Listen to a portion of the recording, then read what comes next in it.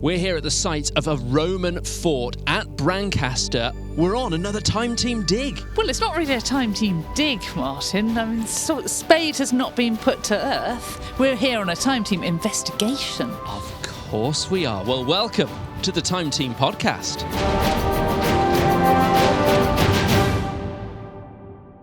Welcome to the Time Team podcast with Martin Williams and Helen Geek, and we're here at the Roman fort of Branadunum. Yes, we are. And if you are watching this, which you can do, by the way, if you're a Time Team member, you can actually watch this podcast right now. You will be able to see that we're basically, to the untrained eye, we're in a field. We're just in a field, but it's a very, very special field because of what's underneath it, and that is what Time Team is doing here today with the help of John Gator, who is here, along with all his Geophys team and all of the wonderful technology that allows us to see under the earth here to find out what's been going on. Hello, John. Yeah, and it's brilliant to be back. Lovely to see you.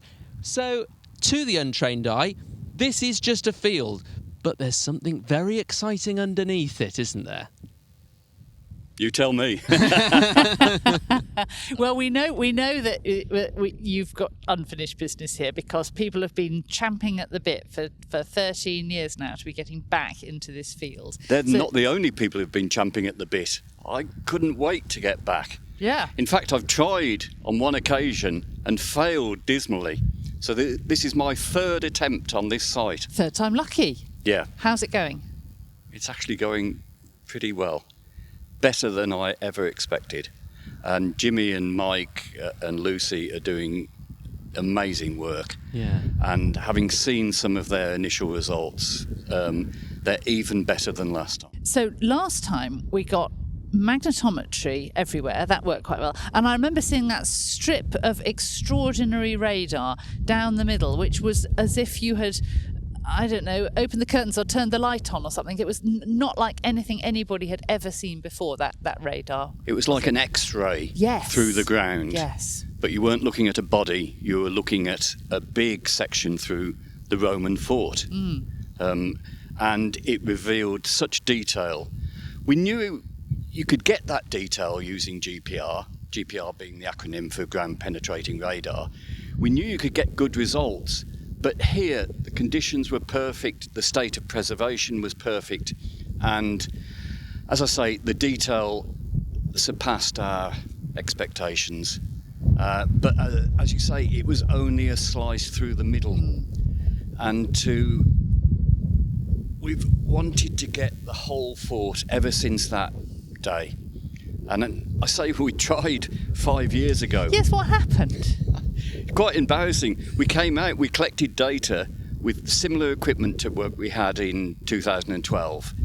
But there was a connection problem between the GPS and the wheel and the monitor. So it was some sort of technical computer error. Yeah, and nobody could understand what had gone wrong. Oh, no. So we spent 3 days collecting a lot of data, and when we came to process it, it just did not work. It didn't mesh together. We couldn't see the detail we knew we could achieve. If that had happened on a 3-day Time Team, it would have been absolutely disastrous. Yeah, we'd have been the end of the butt of the jokes. Yeah. Non-stop. Thank goodness. So yes. We avoided that. We still don't know to this day what was wrong with the data, but it wasn't a simple error. It was a very complex error, and so we couldn't correct it. So to come back with bigger and better equipment is brilliant. And actually having Jimmy and Mike and Lucy again, who, are brilliant. Well, we're going to come to those people that you've just mentioned in just a moment, because there is a cast of loads of geophysicists here. I mean, this is sort of your dream. This is a good, and we were saying this in previous episodes when we were talking about what was going to go on here. This is a good test of geophysics, isn't it? To sort of see, can it do what we need it to do? So what is it that we want it to do in this field behind us here? Well, there's actually two things, and we're using two different techniques. We're using magnetometry, which gives us the landscape picture, all the ditches and pits, the settlement surrounding the fort, as well as within the fort. But the magnetometry is not particularly good at mapping the buildings. That's where the radar comes into play. And the beauty of the radar is it not only maps the buildings, but it goes down through time and it gives us that depth information as well. Yes, because magnetometry is just kind of two-dimensional, isn't it? Very two-dimensional. You just get one slice. Yeah. But radar, you can go down metres. Yes, here we're going down 2.5 metres. The whole of that depth is full of archaeology. Wow. Yeah. Okay, well, look, we've got lots that we're going to investigate further on this particular episode. John, can we invite you back a little bit later on the podcast, because I've got some questions from some of our Time Team members to put to you. Would that be okay? Have I got time for a beer? You can have a cup of tea. Yeah, we'll see if we can sort you out a cup of tea.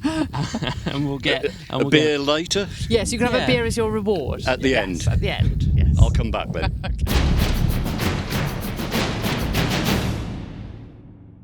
So we're here at Brancaster with Jimmy Adcock, who's been in the Time Team Geophysics team for, how long, Jimmy?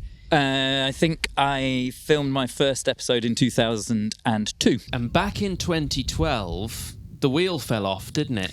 Yes, people have been reminding me that at every opportunity whilst we've been here. Yeah, so it was, we had a system that, in its configuration at the time, probably wasn't best suited to being dragged across fields, but being resourceful archaeological geophysicists, we'd found a way to strap it to a vehicle, and we're pulling it backwards and forwards, and ultimately it succumbed to the conditions. Well, I've been out there in the Geophysmobile, or whatever we're calling it, and I've seen it. It's dragging this antenna across the ground.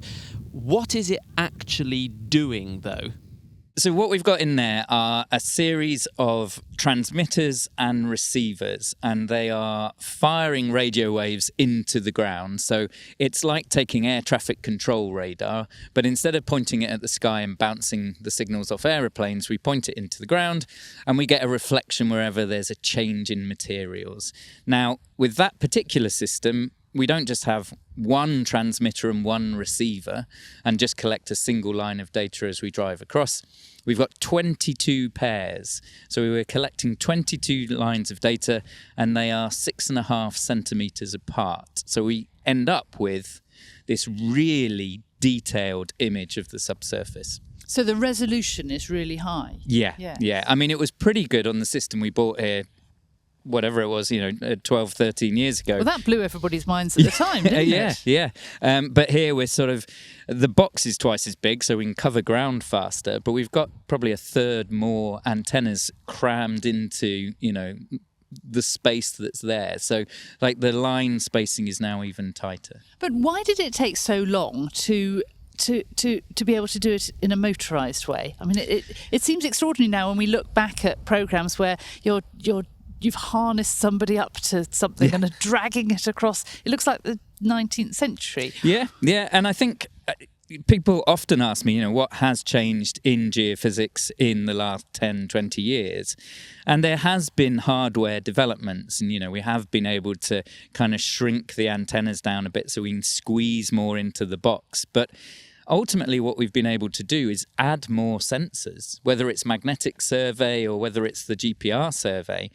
It's being able to collect that data in greater volumes at closer line spacing. But the difficulty is it's a lot of data to manage. Yes, that's true. So, when we were back there, it took me most of the 3 days to actually produce that final image, which was just a strip through the middle of here. Whereas now, we can look at the data on the screen while we're collecting it in its very rawest form, but we can still see that there's stuff in the ground. And then once we've finished, it's about half an hour for it to chug through a field that is, almost 4 hectares in size, and allow us to see, the detailed images and then all the different depths going through the archaeology. And then I think the other thing that has changed is that we can now have our GPS antenna attached to the top of the instrument. So we don't need to set out laborious grids and kind of, collect very methodically. We just drive up and down. The machine shows us where we've been, so we know where we need to go next, and everything becomes that little bit easier. Gosh, it sounds almost like I could do it now. It's so easy. I genuinely think 10 minutes of instruction, you'd be away. As always, the collecting of the data becomes easier and easier, but we end up with these hugely detailed images. And then the problem is that on the other side of that, we have to sit down and we have to interpret it, and we have to say what all of these blobs and squiggles are. And now we see it in so much more detail that actually that job is harder, not just because we have more data, but because we have so much detail. We see soil noise. And you're like, well, is that soil noise or is that demolition spread? Or it becomes a very difficult task. And where does this go then, Jimmy, technology-wise? Is it just going to be greater and greater resolution, or is there another technology that's a few years away that may revolutionise again what you're able to do? Oh, if I had a crystal ball, I'd probably be able to give you the answer. Then that would be the answer, wouldn't it? Crystal ball, and then you know everything. There's lots of interesting stuff being done with more novel techniques. So I was actually at an archaeological conference for geophysics, purely for geophysics, last week in Belgium. Excellent to see the kind of work that is being done.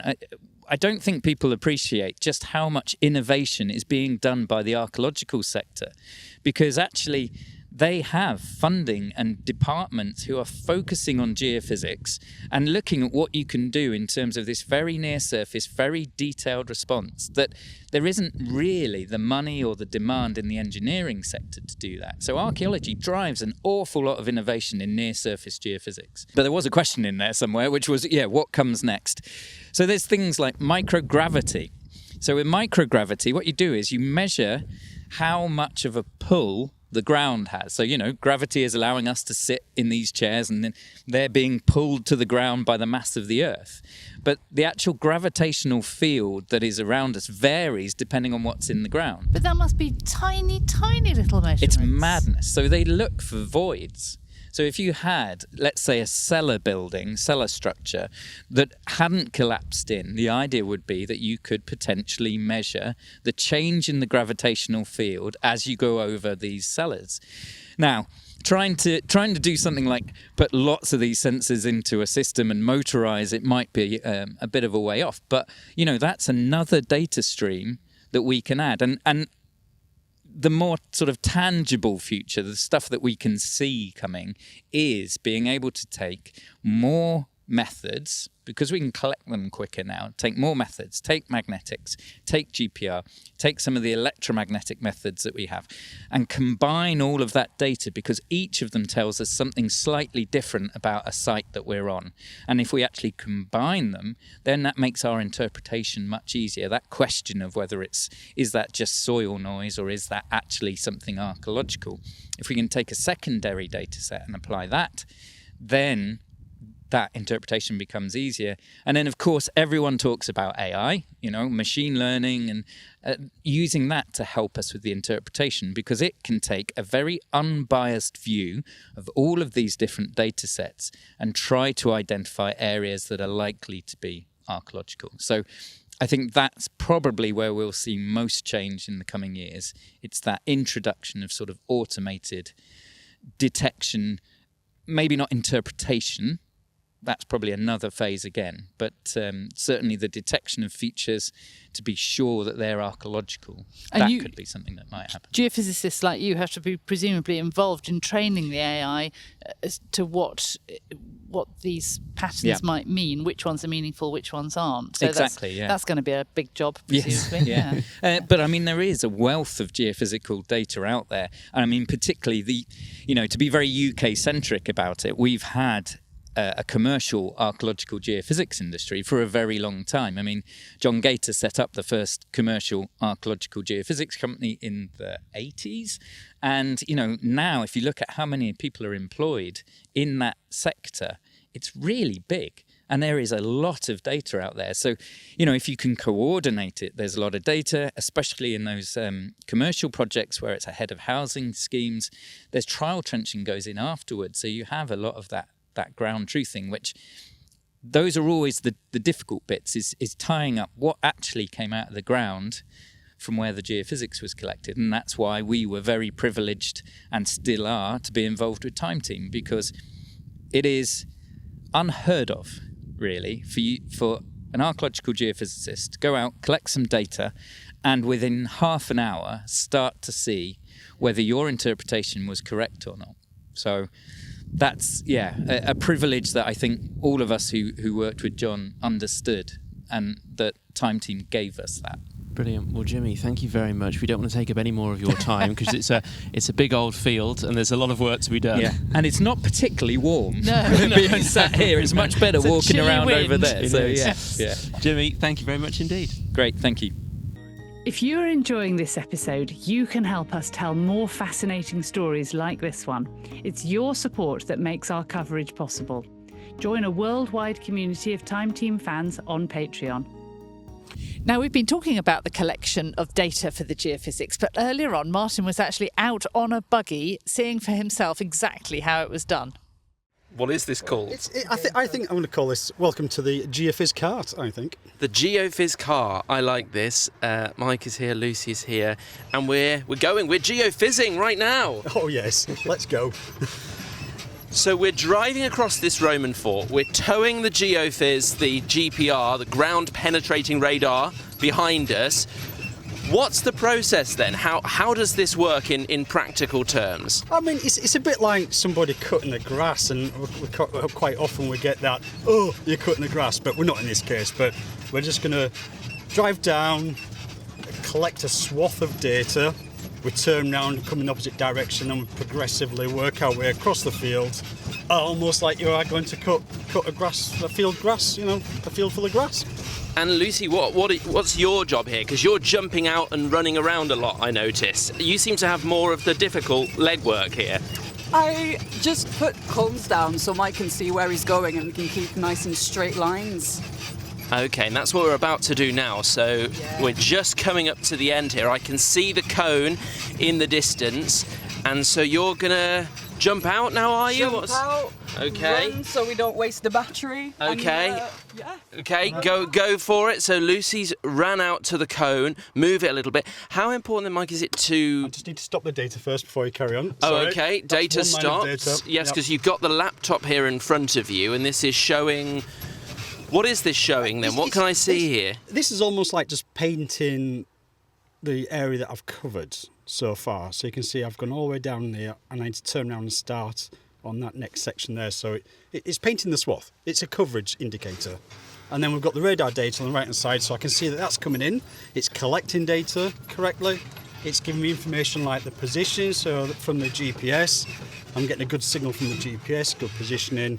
And then it will warn me if something's going wrong, if it stops collecting for some reason, or if the battery's going flat, and lots of things like that. And how important is it to get in a straight line? Oh, it's super important, because if we've got wiggly lines, the data's going to be wiggly. We don't like wiggly data. Okay, no wiggly data. Lucy's back in, and the data we can start collecting the data again, and off we go for another run. Absolutely, yep.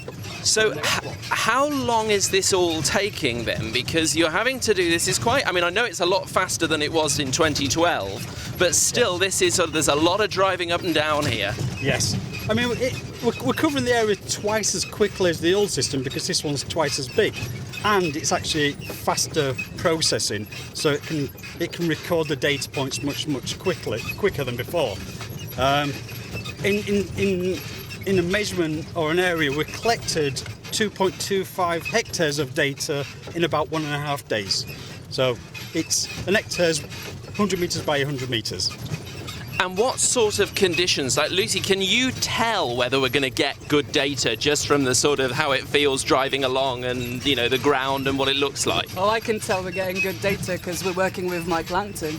Oh, there's a lot of love in this buggy. This is excellent. Oh, well, you can drop me off here, and I will jump out and let you carry on. Thank you very much. You're more than welcome. Stop by anytime. I will do.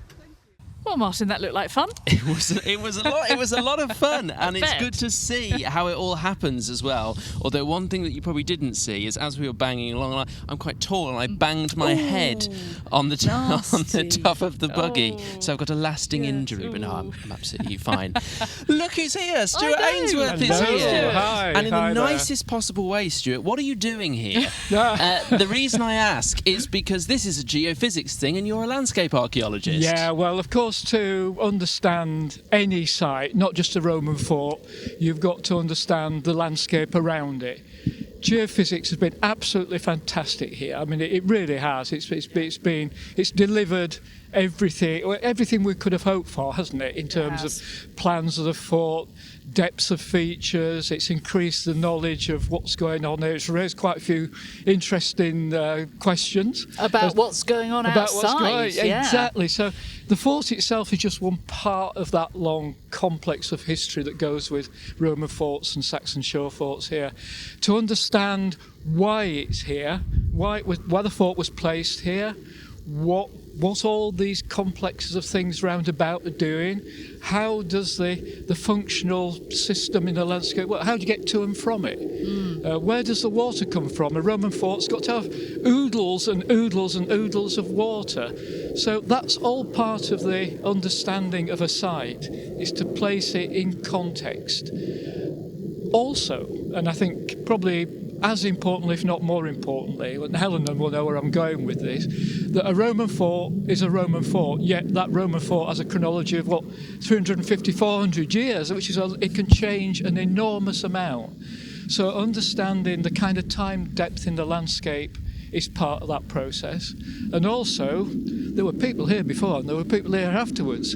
So what was here before? Are there any influences in the landscape? The geology predicts the fertility of the soil, and was it farmed? Are there field systems? And particularly here as well, because we're at a shore fort, we've got to look at the shore, haven't we? We've got to look at the sea and communications that way. Exactly, yes. I mean, how does it fit into the wider network? It can't exist in isolation. Especially you've got with all this stuff, that's a good word, isn't it? All this stuff going on round about it. Can I keep to that? It's a technical term, yeah. It's non-committal, isn't it, this stuff? Yeah, quite. But people have to get to and from it. And you have to, in the Roman period, you have to bring grain in. It has to work within a farming landscape. You have transport to and from the other big regional centres in Roman Britain. So how it relates to the major roads that we know about is quite important. And that's, I think, quite a relevant part of the narrative here, is seeing where they road, and they are peculiar. And you've got one big long straight one goes off to Hunstanton, which is about 8 miles that way. Well, it's really home next to sea, isn't it? It's on that very corner of Norfolk. That's right, just on the bit at the top of the wash there. And on the other direction, you've got a Roman road which heads really nowhere, apparently. Some nice beaches. Yeah. But in the middle of the two, if you can imagine like a curve with a wedge and a curve at the end, Brancaster is in the middle of that curve. It's right in the middle between where those two Roman roads effectively hit the coastline. And so what we have to start to think about are the communications quite strongly here, because we've got roads showing up on the geophysical survey. We know a Roman fort has gates coming out with the roads coming out of it. So where are those roads going? So part of the understanding of how it fits into the landscape and the communications on land, and of course, as you rightly say, the sea is a big important factor here. So you've then got to start to put the geographical hat on and look at the coastline, how it's a depositional coastline. In other words, it's had lots of stuff dumped on it. Well, Stuart, thank you very much for stopping by the podcast during your busy day of looking at Brancaster Fort. It's been really interesting to chat. This is the Time Team podcast. Martin Williams and Helen Geek here. We are in Brancaster. We are sitting on a Roman fort at the moment. Just inside the walls. We are just inside the walls as well, and we are here doing geophysics. very, very exciting. We can't share everything that we're doing with you at the moment, but we will be at some point. So this is just a little taster of what goes on a Time Team shoot. From the actual filming point of view, you've been so busy today, haven't you? You've been just rushed from pillar to post, filming things and investigating things and interviewing people. You've been very busy, but have you had a nice time? I've had a lovely time. I mean, the weather has been surprisingly good. This lovely sunshine, cold wind, okay, but it's so beautiful with the blue sky and the scudding clouds and the trees just beginning to turn into lovely colours. It's just really lovely today. Yeah, it's a really gorgeous location as well. And it is a location, as I mentioned, that Time Team does know well, because it was back in 2012 that we were here. And one of the people that you would have seen on that film if you watched it is Francis Pryor, who is here with us now. Well, what are we, 13 years on from that film and we are back? What would you say has changed? What has changed? Well, I obviously haven't. No, You know. of course not. And none of us have. No, none of us have. What has changed? Well, very little about this landscape. I mean, I love the North Norfolk landscape. It's absolutely gorgeous. When you get away from the villages, I mean, it's not rural anymore when you go into the villages. What, you mean there are chichi delicatessens? They're and things? everywhere. It's very unlike the part of Lincolnshire I come from. But I don't mind that. That's fine. You know, the world has to change as we evolve. But the woods and the hedges and the fields, you know, I mean, this landscape would have looked like this 200 years ago. Yeah, well, one of the things that, of course, the National Trust likes to do is to preserve things as you would expect to see them for every repeat visit. Yes. It's a familiar and lovely place that hasn't changed too much. Which is very different, of course, to what it was been like in Roman times. Yes, and I think one of the things that the Geophysics has really emphasised for us, isn't it, Francis, is that there does seem to have been a lot of change throughout the centuries that this fort was in action. Yes, I think that's remarkable. And one of the things that's really rather surprised me, because, I mean, I've been out of active field archaeology for, 10 years at least, is coming back and looking at the latest geophys results and how much more sophisticated and sensitive the modern technology is compared to the technology that John Gator was employing just 13 years ago. Yeah. It really has changed, and you can see so much more when you look at the maps that he's drawn up. It sort of reflects the subtlety of what us field archaeologists appreciate when we look at a section or a sample of soil, and we can see the very, very subtle changes in colour and texture. And you're beginning to get some of that with geophysics now. Yes, but what's extraordinary is that when you look at those subtle details of texture and colour and so on in a section, it's a tiny space, whereas we're looking at that kind of level of detail over this vast field, which is why it's so daunting to think, well, what do we do now we've seen it all? we can't possibly open up the entire field and excavate it with that beautiful detail. No, and that is a very good reason why we shouldn't. You know, I think we've got to be much more careful, more discreet about our excavations of sites like this, which are so perfectly preserved. It really worries me, you know, that with large open area excavations in gravel pits and places, which I've been guilty of, you know, I've done them for decades. I wonder how much we're missing when we do those huge excavations, because you can't possibly hope to appreciate the detail that's now coming through when we look at John's plans of the geophysics. But on the other hand, if you dig small trenches, then you may not be able to see how the big picture is built up. I mean, that's the problem with archaeology. There's no perfect way of doing anything. No, you're absolutely right. And one of the things that I was battling against when I started in field archaeology back in the early 70s was slit trenches, Keyhole keyhole trenches. And, when we started work, we would strip acres at a time.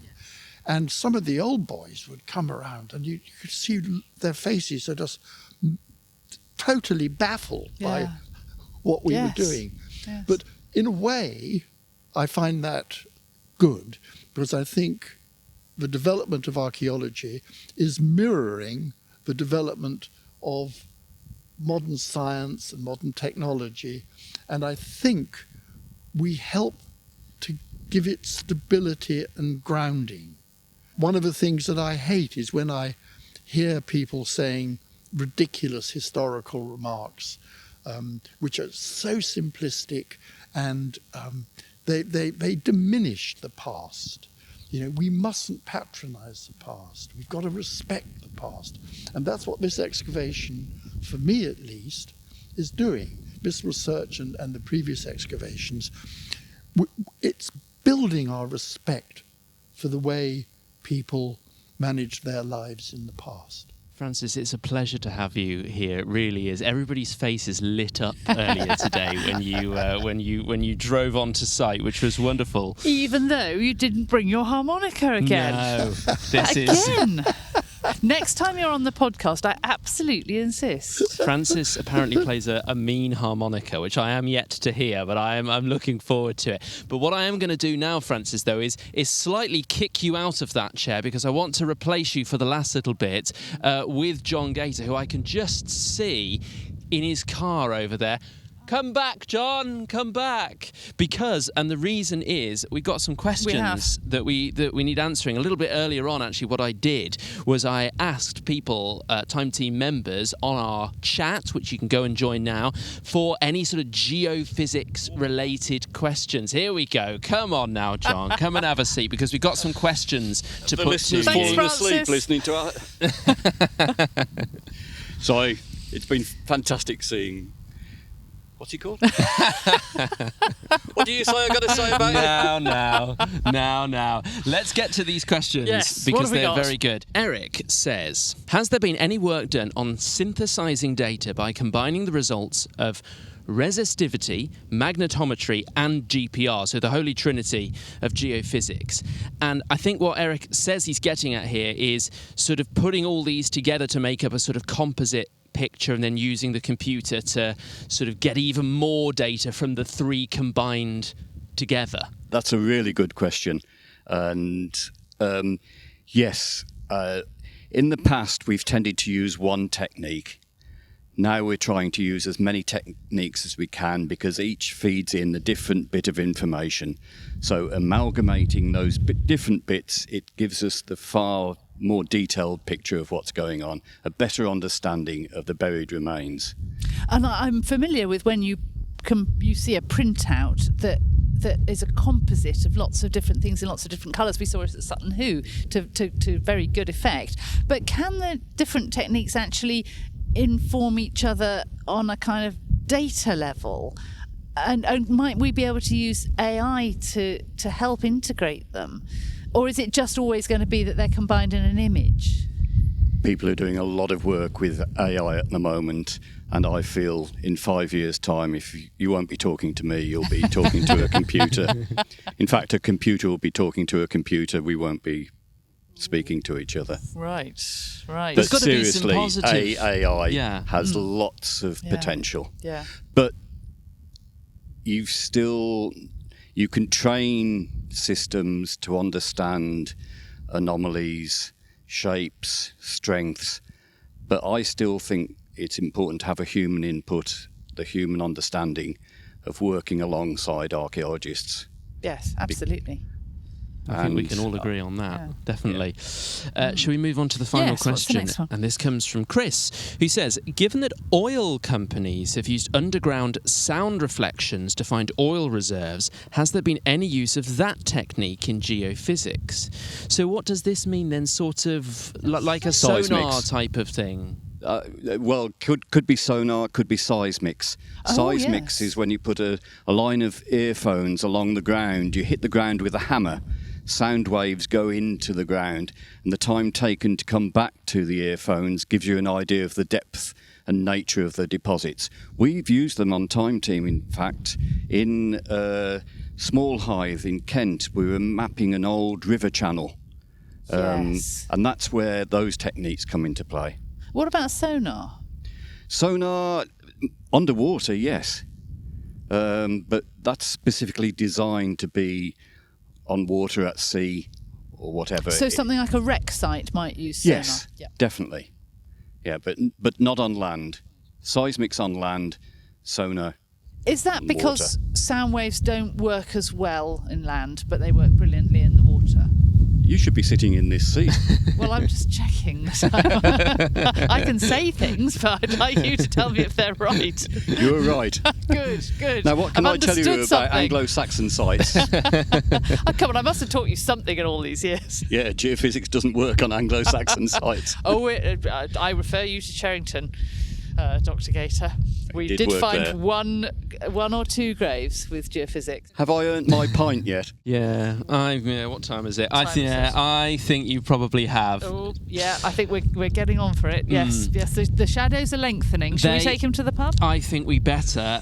Thank you so much for your company on the Time Team podcast. It's been really, really good fun being here at Brancaster. We sort of can't really conclude, though, can we? Because that is the whole point of why we're here. We are filming a Time Team episode, which you will at some point see. So the full story we can't properly reveal to you until it is published on YouTube, and we will talk an awful lot about it then. But what we can say is that we will be back for another episode of the Time Team podcast. We've got loads more questions from Time Team members to put to Helen, so we're going to do that next week. We're here every single Tuesday. So thank you very much, Brancaster. Thank you, Geophysics team, who've been in the field behind us working very, very hard. And we'll see you again on another edition of the Time Team podcast. Bye.